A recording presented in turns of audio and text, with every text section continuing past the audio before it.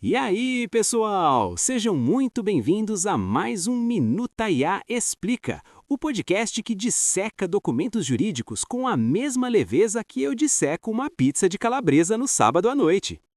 E com o mesmo rigor técnico, Renato. Não podemos esquecer o rigor técnico, né? Eu sou Camila e é sempre um prazer estar aqui com vocês e com você, meu caro. Ah, sim, o rigor técnico é como o queijo na pizza, essencial. E hoje, Camila, a gente vai mergulhar num tema que é tipo a borda recheada da nossa pizza jurídica, a inteligência artificial agêntica. Adorei a metáfora, Renato.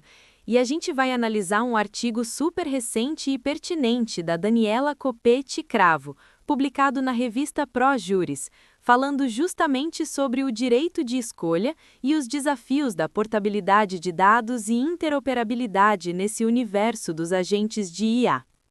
Agentes de IA. Parece coisa de filme de ficção científica, né, Camila? Tipo o meu agente pessoal do futuro que faz tudo por mim. Mas, na prática, o que é essa IA agêntica? A diferença para o que a gente já conhece?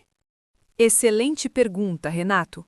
Pensa assim: a gente já tem IAs reativas, que respondem a comandos, e as generativas, que criam conteúdo. Mas a IA agêntica é um salto.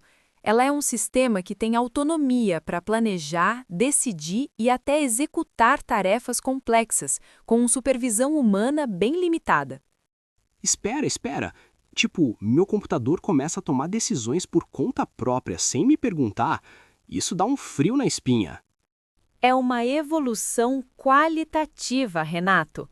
A doutora Daniela Copete Cravo, no artigo, cita o Adler 2024, que fala na analogia com os níveis de autonomia dos veículos.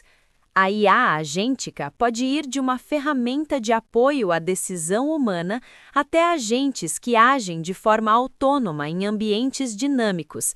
Eles aprendem, se adaptam e planejam a longo prazo. Entendi. Então é como se eu tivesse um estagiário ultra inteligente que não precisa que eu fique em cima o tempo todo. Ele já sabe o que eu quero, como eu quero e vai lá e faz. Exatamente! E o artigo da Daniela, Renato, aponta que apesar desse entusiasmo do mercado, que projeta 2025 como o ano de grande adoção, essa autonomia toda gera um alerta: o risco de concentração de mercado, os famosos jardins murados. Jardins murados? Camila, isso me cheira a monopólio digital, não é? A gente já viu esse filme antes com as grandes plataformas. É o risco, sim. A autora destaca 3 barreiras principais. Primeiro, a concentração na camada de infraestrutura, com os modelos fundacionais exigindo tanto capital e poder computacional que só as gigantes conseguem bancar, criando um gargalo.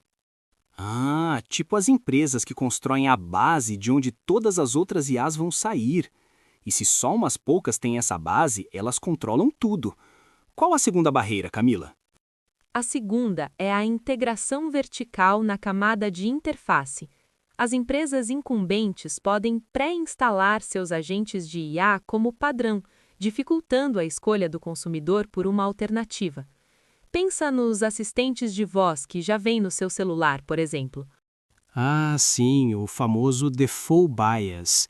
É como se eu comprasse um carro e ele já viesse com o pneu de uma marca X, e para trocar por um Y eu tivesse que fazer uma cirurgia no carro, um lock-in digital. Perfeito, Renato. Fraser e Joseph, 2025, citados no artigo, falam justamente no lock-in pela restrição à portabilidade dos agentes e no bundling, a venda casada, onde o agente vem num pacote de serviços e é difícil separá-lo.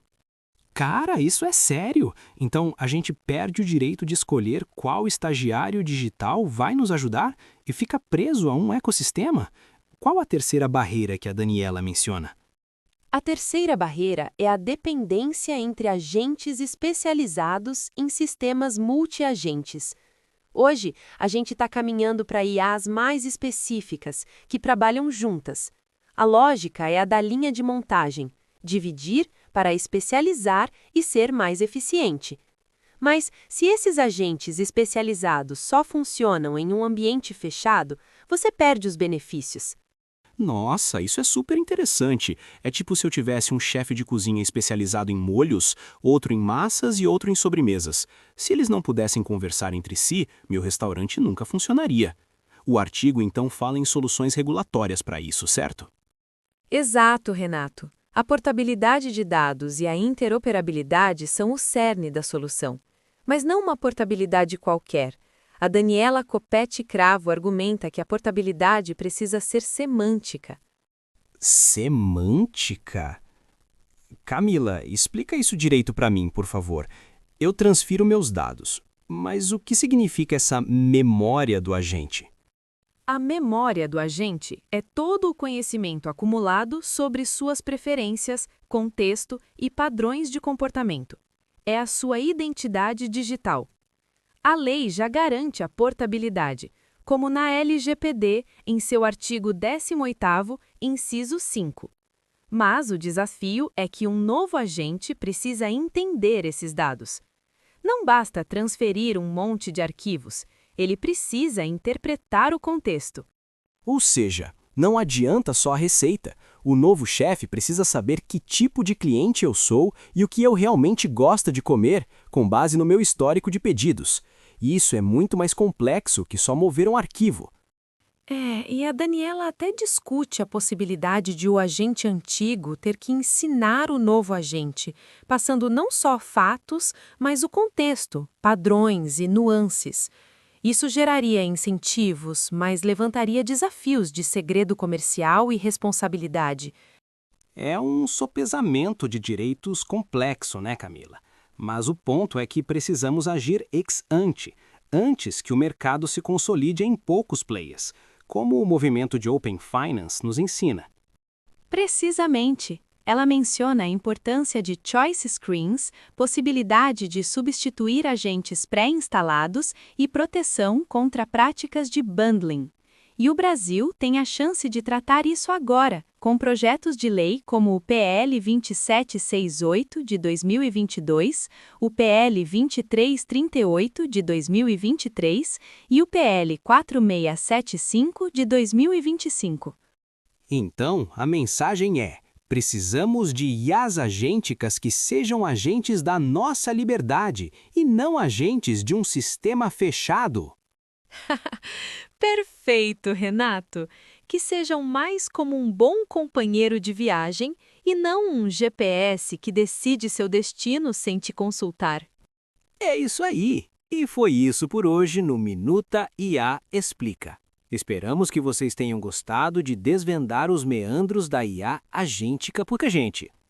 Semana que vem tem mais. Fiquem ligados, porque o mundo jurídico digital não para de surpreender. Um abraço e até a próxima!